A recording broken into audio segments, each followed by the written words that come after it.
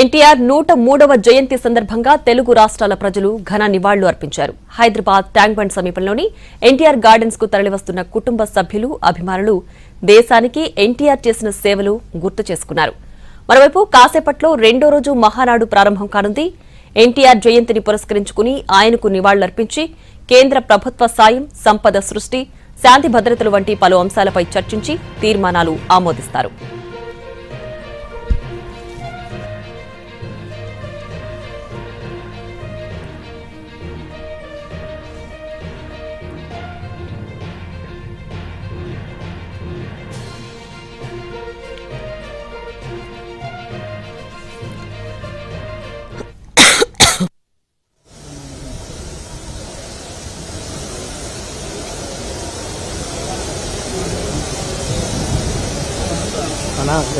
NTR party